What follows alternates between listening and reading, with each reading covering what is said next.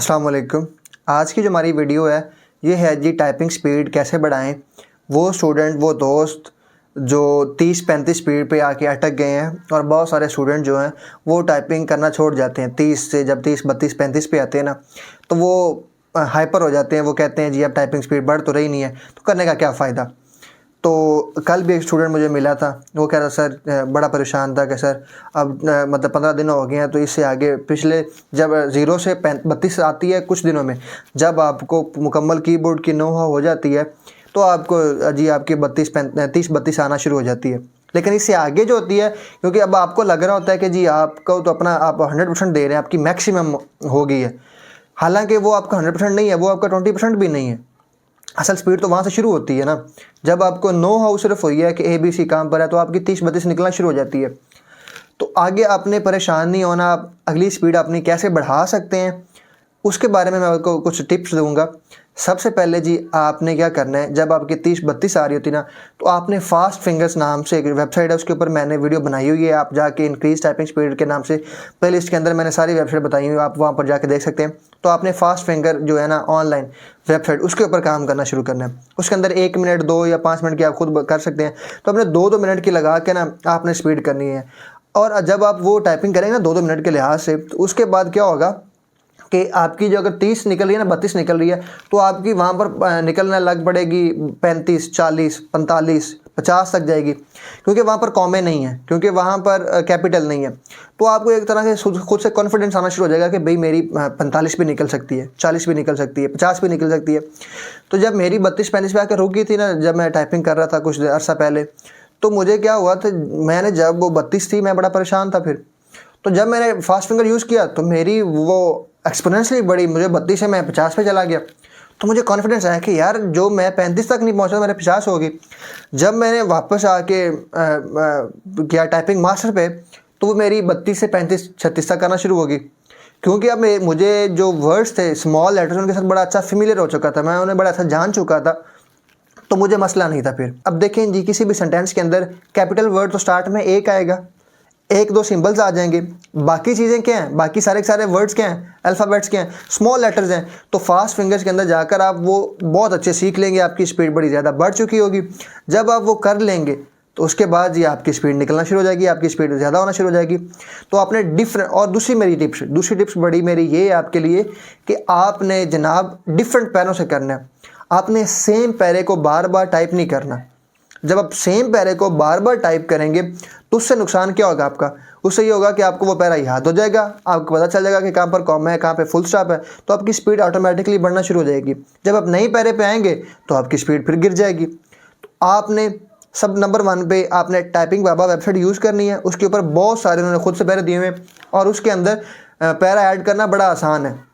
उसके ऊपर मैंने वीडियो बनाई है, आप जाके देख सकते हैं, वो भी यूज़ करना है। फास्ट फिंगर्स यूज़ करनी है आपने। उसके बाद ही आपने नंबर 3 पर टाइपिंग मास्टर को यूज़ करते रहना। टाइपिंग मास्टर कैसे क्रैक कर सकते हैं, कैसे पैरा ऐड कर सकते हैं खुद से, तो उसके ऊपर मैंने वीडियो बना के अपलोड की हुई है, तो आप वो भी जाकर देख सकते हैं कि आप कैसे टाइपिंग मास्टर को क्रैक करके अपनी मर्जी से 2, 5, 10 मिनट या 20 मिनट की टाइपिंग कर सकते हैं और अगले लेसन जो है वो कैसे आप अनलॉक कर सकते हैं। और नंबर 3 पर मेरी जो आपको सबसे बड़ी नसीहत ये है कि आपने जो है ना टाइपिंग लेसन्स वो अपने करते रहना है। आपने अपने रूटीन बना लेनी है कि मैंने आज जो है ना ये पहले जो है ना 20 मिनट की टाइपिंग लेसन जो है वो करूँगा, फिर दूसरे दिन करूँगा या करूँगी। तो आपने इस तरह लेसन जो है ना वो करते रहना है, क्योंकि फिर आपको जो बेसिक रोज़ हैं, जो आपको सिम्बल्स हैं वो आपको याद रहते हैं, आप भूलते नहीं हो। तो आपने सिम्बल्स भी दोबारा रिवाइज करते रहना है। नंबर 4 पर जो लास्ट मेरी आपको टिप्स है वो है, last but not the least, कि आपने एक जिस तरह ये मेरे सामने है आपके लिए, कि आपने टेबल चेयर के ऊपर बैठ के ही टाइपिंग करनी है। ऐसे नहीं करना कि चारपाई पर या ज़मीन पर बैठ कर के जहाँ पर आपका सही पोस्चर ना बन रहा हो। और जब आप करें टाइपिंग तो आप बिल्कुल सामने स्ट्रेट होकर ऐसे बैठ कर आपने टाइपिंग करनी है। आपने कमर को यूँ झुकाना नहीं है, यूँ कहीं हेडफोन लगा के गाने सुनने की कोशिश नहीं करनी, क्योंकि आप फिर क्या करेंगे, जब आप गलती करेंगे एक तो आप उसको सीख नहीं पाएंगे। कि आपने जब आप फुल कंसंट्रेशन के साथ कोई काम करेंगे तो आपको आइडिया होगा कि आपने कौन सी गलती की और नेक्स्ट टाइम आपने कौन सी गलती नहीं करनी। तो ये चीज़ें थी जो आपको मैंने इस वीडियो के थ्रू या वीडियो के माध्यम से बतानी थी। और नंबर 5 पर जो सबसे मेरी लास्ट पे आपको टिप्स है वो ये है कि मोटिवेशन आपने ख़ुद को देनी है, आपने ख़ुद को मोटिवेट रखना है। आप अगर जिस जॉब के लिए भी तैयारी कर रहे हैं, जब आपके लिए मोटिवेशन होगी तभी आप कर पाएंगे, तभी आप डेली बैठ के कर पाएंगे टाइपिंग। और मुझे भी याद आया नंबर 6 पर जो सबसे चीज़ ये है कि आपने डिसिप्लिन के साथ टाइपिंग करनी है, आपने डेली टाइपिंग करनी है, आपने टाइपिंग छोड़नी नहीं है।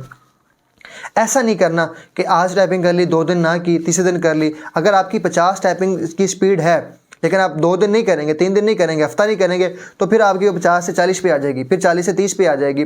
तो आपने टाइपिंग छोड़नी नहीं है, डेली करनी है और डिसिप्लिन बना के, और आपने स्टॉप वॉच लगा के टाइपिंग करनी है। नंबर 7 पे जो मेरी लास्ट टिप्स है आपको वो है जी, आपने स्टॉप वॉच लगा के करनी है। अगर आपने टाइपिंग की है, आपको पता होगा कि मैंने जब आप टाइपिंग करने बैठें तो आप स्टॉप वॉच ऑन कर दें, और जब आप टाइपिंग ख़त्म करें तो आप स्टॉप वॉच ऑफ कर दें। 2 घंटे आप करेंगे, फिर 2 घंटे करेंगे, फिर 2 घंटे करेंगे, तो आपको पता होगा कि आपने एक्चुअल में पूरे दिन के अंदर कितनी टाइपिंग की है।